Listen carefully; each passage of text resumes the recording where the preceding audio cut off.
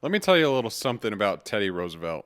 He came up with a concept that he called the strenuous life, which I related to because a lot of what he believed ties into getting after it.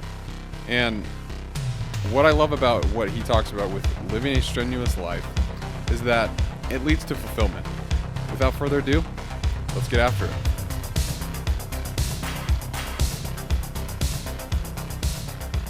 This week, I dived deep into the life of Teddy Roosevelt. I didn't really know much about him. I just knew he was the 26th president of the United States. He was a hard, rugged mountain man and ultimately fought in wars and did a lot of stuff that I couldn't even comprehend.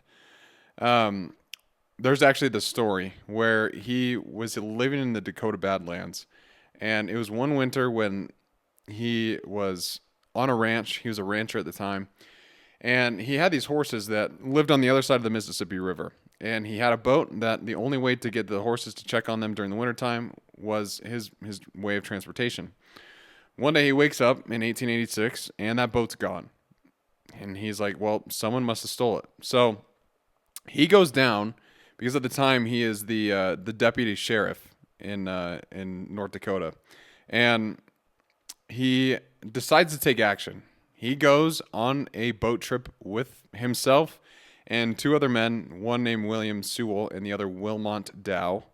But they built a new flat-bottomed boat. So like one of the rafts that Huck Finn would ride just down the Mississippi River. And just in 3 days, they caught up to these guys on an actual boat and arrested them. They set down the river. They faced freezing temperatures, giant ice flows, which could easily damage their boat. And they had no food. Like, it's the wintertime. Nothing's really going out and about, running around. And for 3 days, they had to navigate this hostile environment. They tested their own resolve because the conditions were so harsh. And on the third day that they're down the river, they finally spot the stolen boat, and it's next to another. And they capture one of the thieves without a fight because 3 against 1, not going to end well for the thief. And they wait for the other two to return to the boat. And using the element of like surprise, these guys jumped out. They disarmed them without shooting, and they refused to let the danger of the whole situation actually deter them from their mission.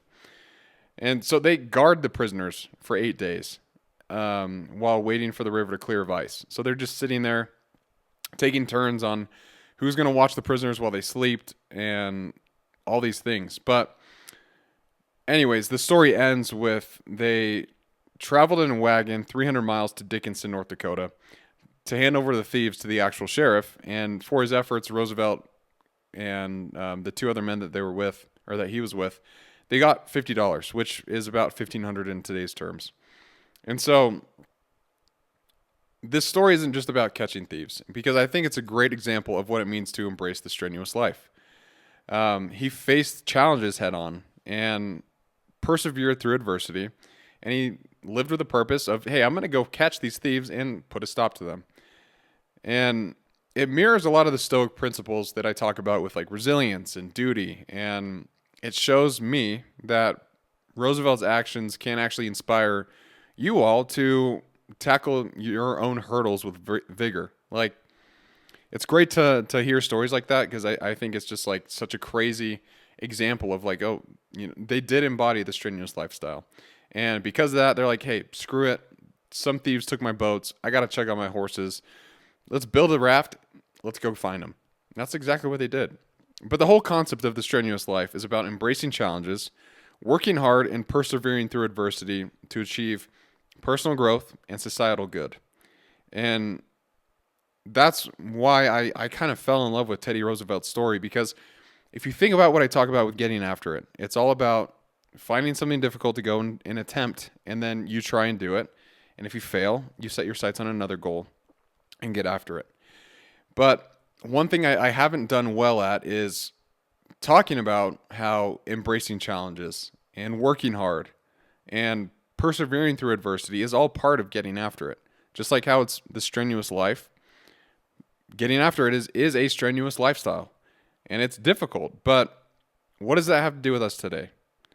Most of us aren't chasing boat thieves, and we all aren't in the circumstances that they were. Like when it's wintertime, we have coats, we have cars that we can drive in. We're not really exposed to the elements. So how does this tie into us? Well, we all face challenges. There's obstacles in every single person's life, mine included, yours included. And it could be you're pursuing a career goal, a family goal. You're trying to overcome a struggle yourself. Maybe you're trying to get rid of a bad habit. Or at the end of the day, the reason I talk about getting after it is so you can be the best version of yourself while you're on this earth. And the strenuous lifestyle is not about shying away from these challenges. It's about embracing them. And it ties into what Ryan Holiday talks about with the obstacles of the way. It's a great book. If you haven't read it, I highly recommend it. It'll help you reframe how you think about challenges and obstacles that come up in your life. Because at the end of the day, you have two choices. To either confront whatever's in front of you head on, not shy away from it, and give it your all. Or two, you can cower, quit, and live an empty life. That's actually what Teddy Roosevelt talks about. He says that if you don't try to be the best version of yourself, if you don't try to overcome challenges, if you're not faced with adversity and you just try to live an easy life, it's going to feel empty. You're not going to be fulfilled. I had a great experience in Vegas this week. I was at a trade show and I had this idea in my head where I was like, I'm just going to talk to everyone who comes to this booth. And no matter what, I'm going to give them the time of day. They came here. They want to talk to me. So I did exactly that. I tried my best to be energetic when people would talk and I asked them lots of questions. And I worked hard so I can make these connections with these people, with these brands, with these sellers on Amazon, just so I could follow up and have something to talk to them about. Do I know if anything will come from that? I'm not sure because that happened. I got back home on Thursday. It's Saturday now. I don't know if anything will come up from the follow-up. But one thing I do know for certain is that I gave it everything I could have. I talked to everyone I could have done, or I could have talked to. I did the best I could. I remained focused, even when I was tired, when I wanted to go to sleep, because those trade shows, they take a lot of time. But I fought, and I stayed in the fight. And again, I don't know if anything will come from it, but I do know I can say that I'm proud of how I performed at that show during that time when it seemed like it was difficult. But regardless, I'm proud of what I did. And I think also, I talk a lot about running, but running is a great example for this because anytime I decided to train for a race, anytime that I lace up my shoes and I go out for a run, it's usually very intentional. And what I mean by that is I know exactly what I have in front of me. I know what the goal of that run, that workout is. And a lot of the times I just have to tell myself, hey, this is what we're going to do. Because my body will be like, no, like I want to rest. But I have to tell it to shut up because every time I work out, every time I do something difficult like a race or a podcast even, I'm proud of what happens. I'm proud of who I become through the process. That I wasn't one to quit and that I pushed through adversity. That's what getting after it's all about. And that's what the strenuous life is. I think Teddy Roosevelt's story is one that we can all relate to because I kind of gave that synopsis at the beginning of how he he created a boat, went after these thieves, right? But it didn't start like that. Teddy was never that way. And it's interesting because when he was a kid, he had asthma and he was a weak, scrawny little kid. And there was one time his dad came up to him and said, hey, Teddy, listen, your mind is right. Your mind is strong. It's sharp. But the challenge is that your body is weak. I can't imagine my dad coming up to me and saying that. I'd be like, what the heck, Dad? Like, I got asthma. But his dad told him that if he wanted to live the best life he could, the mind and the body need to act as one. The mind needs to be strong, just as the body. And from that time, when they had this conversation, Teddy was like, okay, I'm going to try and change. And that looked like he was starting to hike in the mountains more. He started lifting weights. He started boxing and doing these things to strengthen his body. And on top of that, he was a lifelong learner. He tried his best to read as many books as he could. He actually wrote 30, which is wild. But he stayed in the fight both mentally and physically. And that's what the strenuous life is all about. I want to kind of paint the picture of what I do in my own life to hopefully spark some, motivation with you. But I like to think that I live a strenuous life. And it's early mornings at the gym, waking up before most people do, working out, feeling proud of that workout, gives me a little bit more confidence to go handle whatever the day throws at me. And then I go to work, and I be very present when I'm there. I try to work efficiently, effectively, but then also come up with the new ideas to help us be better as a company. When I'm home, I'm present with my wife. And it doesn't do me any good. It doesn't do her any good if I'm on my phone or if I'm trying to come up with podcasts all the time and write these scripts and do these things that would take away time from her. That's not a good relationship. Yeah, there are things that I want to do, but I know that time with my wife is very important. And so I'm present there. And then usually there comes a point in the night when I'm learning. I'm either reading something, I'm writing, I'm trying to work on the podcast. It's a consistent thing. And it's a life that from the outside doesn't necessarily look easy. And I'm not trying to put myself on a pedestal here. But what I do for myself is difficult for me.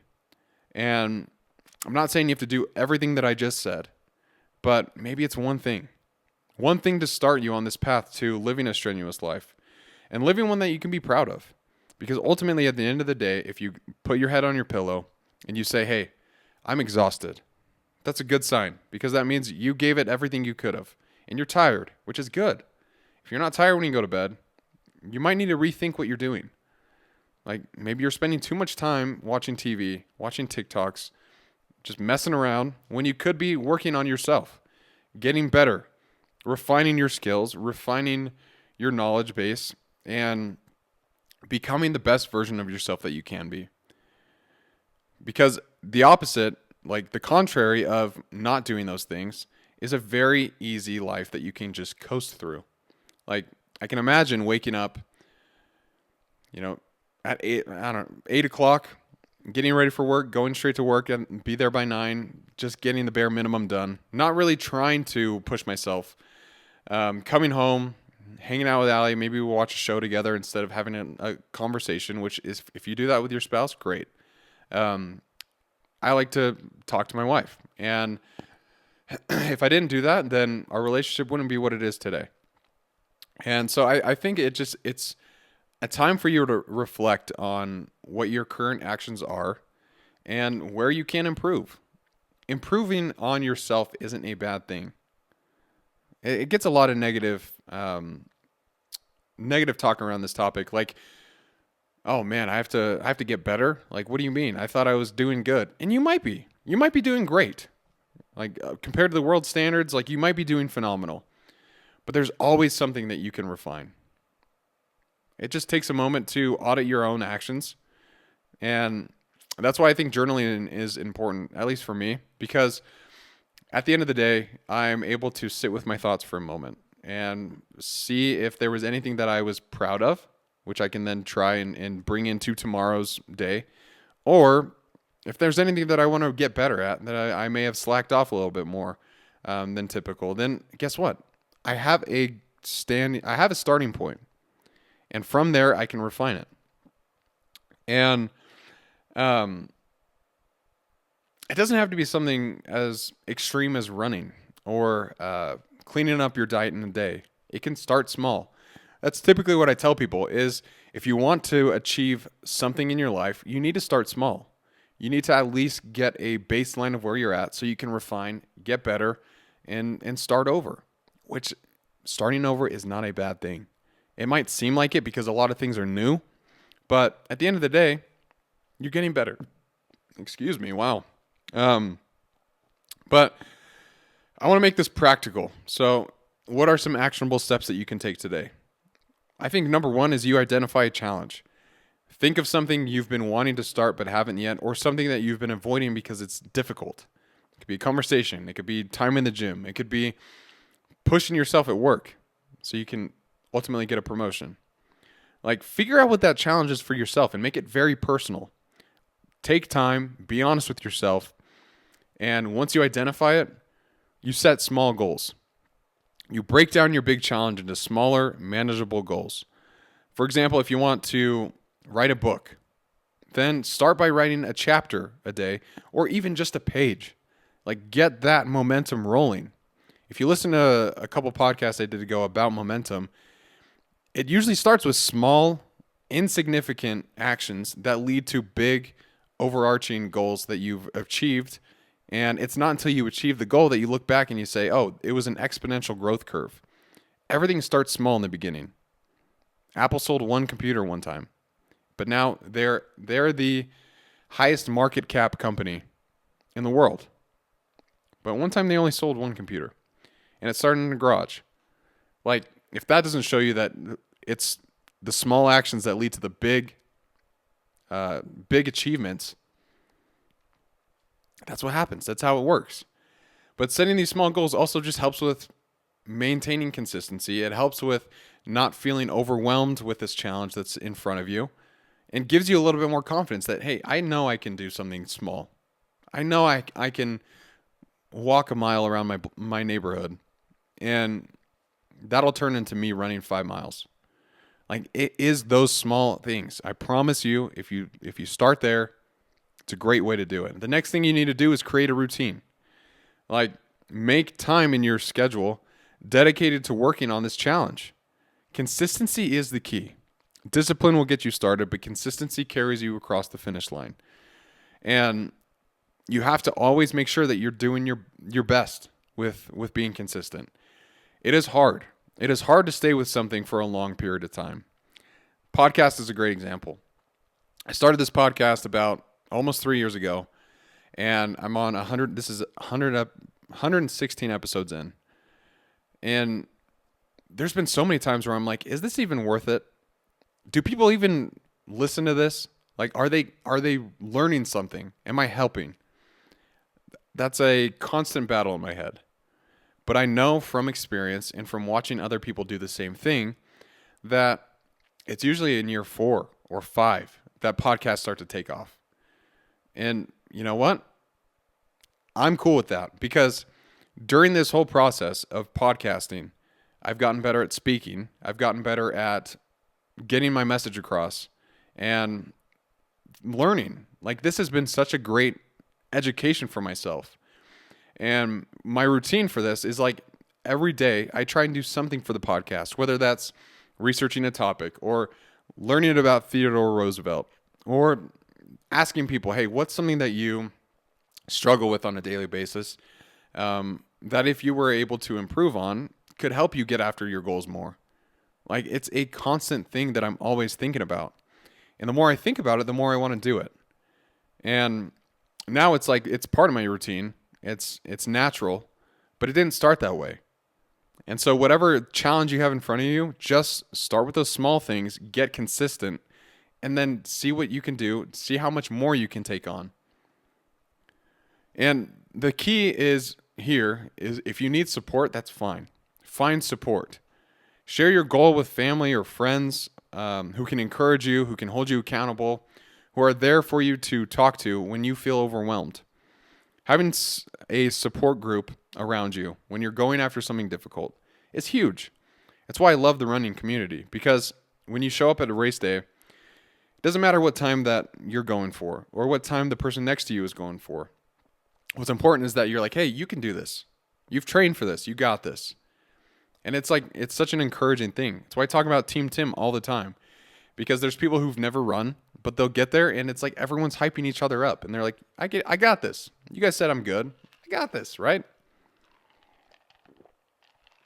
Support can help you in the darkest moments during your battle, during these challenges. So find support. Find people who've done it before. Ask them to be your mentor. It doesn't have to be weird or creepy. Just be like, hey, listen, I admire what you've built, what you've done. Can you help me get to that point? Can you tell me some things that you learned along your own journey that I might experience on my own, right, which I can avoid? You also need to celebrate your progress.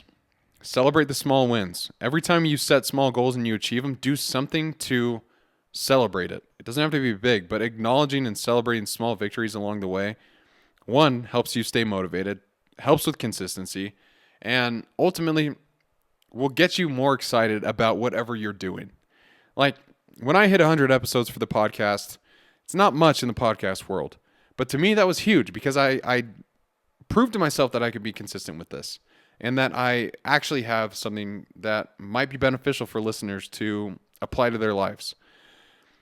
And so I went out to dinner that night with my wife. We went out, we celebrated, and that was it. It was great. And so anytime you do something difficult that you typically would never have done in the past, do something to celebrate it.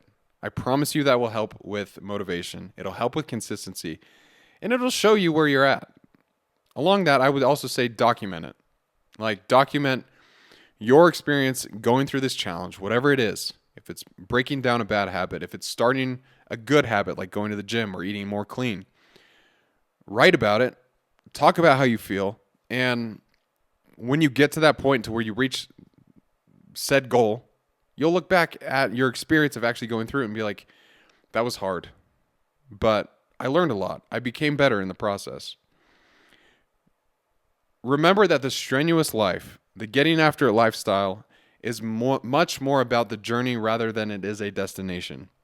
It's about growing during the process and becoming better through it.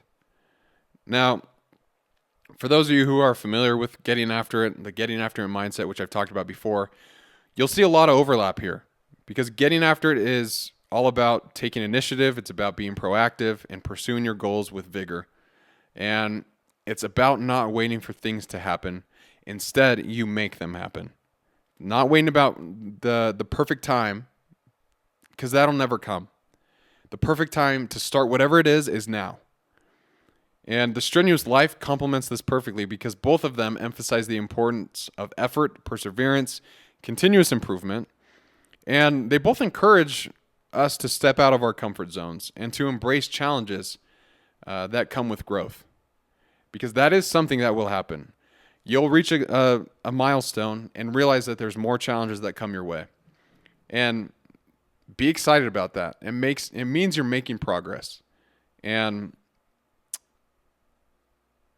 it just means that you're getting better and you're becoming the best version of yourself. The more challenges that arise, the more ready you'll be to take them on. Because what I've learned in my own journey is that every time that I do something difficult, every time that I do something that makes me uncomfortable, those lessons can apply to other areas of my life. Like if I'm pushing myself really hard in the gym, if I'm trying to get my pace faster so I can do better in races, and I'm doing that work, I know the mental capacity it takes. I know how hard it is mentally to do it. Yes, it's hard physically, but I would argue it's more hard mentally.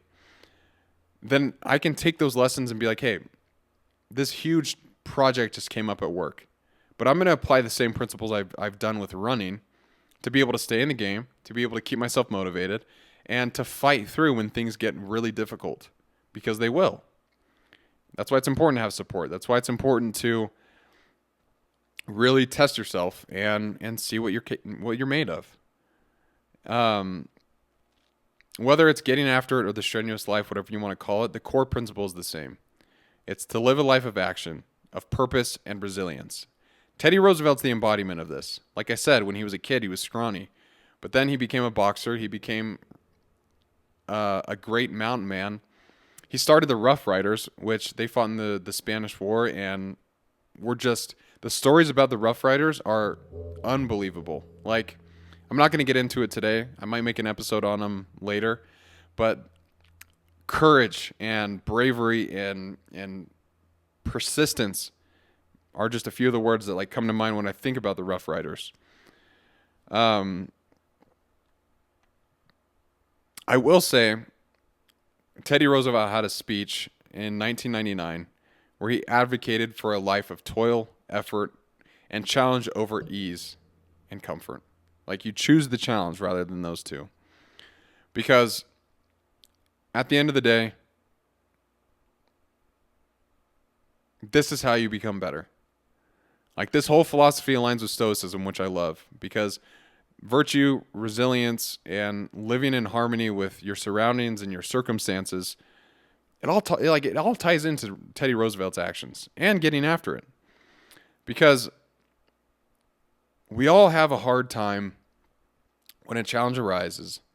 Like that's one thing that I think we can all relate to. When something unexpected comes up in our lives, it can sometimes feel like the end of the world. I've had my fair share of those things. Like when I was sick in 2021 and I was 135 pounds and I thought I was literally dying. That's a huge roadblock I had to overcome.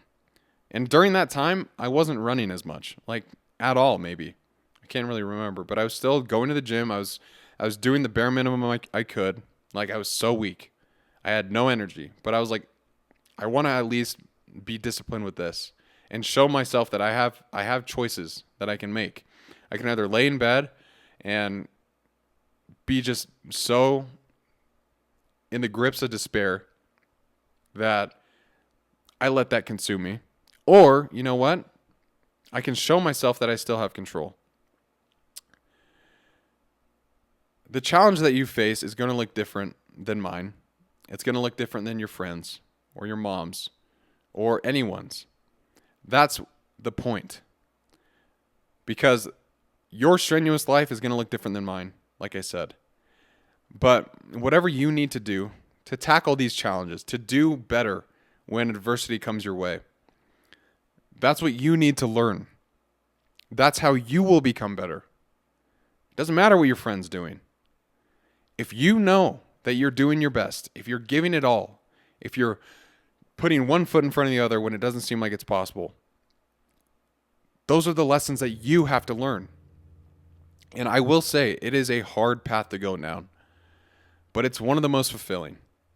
I think a lot of the reasons why people nowadays struggle with feeling fulfillment in their lives or they feel unmotivated, it's because they don't know how to challenge themselves. They don't know that on the other side of hard work, of discipline, of consistency is the life that they've always dreamed of. And sure, those moments when you have to pry yourself out of bed and go work out, they're not fun. But that's not the point. If you want a fun life, move to Vegas. Do whatever you want there. If you want a fulfilling life, do something that's hard. Challenge yourself. See if you can get better. See if you can motivate others around you to do the same. Because Teddy Roosevelt believed that life isn't just about you. And I firmly believe the same thing. It's why I do this podcast, because the lessons that I learn, I firmly believe can apply to everyone. With getting after it, with pushing yourself. And Teddy believed the same. And so people might look to you after you're on your own journey for a while, and they'll say, how did you get there? How did you get from point A to point B, and now you're in a completely different situation? People look at my brother Drew that way because 2 years ago he was 255 pounds. Now he's 210 and he's running marathons. Something I think a lot of people wouldn't have believed that he could do. They say the same thing about me because I was a 135 pound scrawny sick kid who now runs ultra marathons, who qualified for Boston. But it's because of the work that went into it and the consistency and not shying away from challenges when they arise. And when I was at my lowest, I kept going. These are all lessons that you will learn if you decide to live a hard, strenuous life, or if you choose to live a life full of getting after it. It's not meant to be a one-time thing. It is a commitment to be the best version of yourself forever. For the rest of the time that you're on earth, you're going to be getting after it. You're going to live a strenuous lifestyle because that is how fulfillment comes. if you're on the other side of that, if you're not doing things that are difficult, you're going to realize how easy it is to coast and how addicted to comfort you will become. And when it comes to the point to where you're laying in bed and you're like, I got to get to work, but I'm so comfortable, you might lose your job. You might choose comfort over actually going and working. And that's a dangerous place to be in. It's not fulfilling. You're not going to get anywhere doing that. Might be hard to hear, but it's true. If you want to get anywhere in life, guess what? It requires hard work, requires persistence, resilience, and facing adversity head on. And when it looks at you, you look back and you smile because you know that it's not going to take you down. This all comes from experiences of living a hard life. And I'm not saying it can't be full of joy and love and happiness, because I've found that the more difficult things that I try and accomplish, the more life seems to be that way. Because when I'm pushing myself at the gym, then I go to work and I work hard. But when I get home, it's like I don't have to work hard right now. I can just be with Allie. I can just be present. And I think it comes down to a personal question that you'll have to ask yourself. What kind of life do you want? If it's a life where you're envisioning, the American dream, where you have a house, a family, and you guys are living, you could say comfortably, guess what? There's going to be a lot of hard work that goes into that. You're going to have to spend days at the office. You're going to have to sacrifice time with your family for getting the hard shit done. And you'll become better, I promise you. Life is meant to be experienced. And I would argue that you can't experience life to its fullest if you're not putting yourself in the face of adversity. Because that is something that we all experience. And if you're not willing to overcome the challenges that are in front of you, if you're not willing to step up when all you want to do is kneel down and cry, then you might live a life where it's comfortable. And that's great. But I can reassure you again, I don't think you'll be fulfilled. The Strenuous Life promises that you will be the best version of yourself, and that's exactly what Getting After It's about. So Teddy Roosevelt was onto something back in the 1800s when he started pushing himself. When he was up at the crack of dawn as a skinny asthmatic kid, walking up the mountains, hiking, getting out in the outdoors, building up his lungs, the strength in his lungs, to become the president of the United States. That's a wild thing to say. Even when he faced adversity, there's a day when he lost both his mom and his wife in the same exact day. They both died. He didn't let that crush him. He wrote in his journal that night that the light has been taken from his world. And then what did he do? He moved to the Dakota Badlands to become a rancher. And that's where he had that story where he chased boat thieves. And he didn't let that define who he was. And I cannot imagine the pain that he must have felt during that time. But he pushed on. He persevered, and he learned a lot about himself during the time. And that's exactly what this kind of life promises you. It's not for everyone. You might listen to this and be like, yep, I'm not doing that. And if you don't want to, no one's forcing you. But if you want to be the best version of yourself, this is how you do it. You push yourself. And you find challenges, you set small goals, you hold yourself accountable, you find support if you need it, and you celebrate those small wins. It's a cycle. It is a consistent battle with yourself. And if you can learn how to master your own thoughts and figure out what you need to do to be who you want to be, go down that road and don't be afraid of it. Because you always have a choice. You can quit at any moment. But my thought is that if you're listening to this, if you're trying to become better, you will have a reframe in your mind when a challenge comes your way next to look at it as, this was meant for me. I'm going to get better by facing this head on, and then do exactly that. That's how you live a fulfilled life. That's how I've lived a fulfilled life. It might not work for you, like I said. But I think it works for most. Because anyone who I admire, I look up to, they don't have an easy life. There's this quote, Chris Williamson says all the time that you might admire someone's lifestyle, but you don't want their life. Like the fact, I think a lot of people look at Elon Musk like this. They're like, oh, he's the richest man in the world. But the guy works nonstop. He doesn't really sleep. And he's dealing with crazy amounts of stress. Do you want that life? I don't know. If you switch places with him today, you might crumble. But I'm telling you, adversity is the best teacher. And at least about yourself. And I think the more that you know yourself, the more that you will push yourself. If you know you can handle a small challenge, then maybe it's time to think about a big one. It's all about getting after it, guys. And I know you can.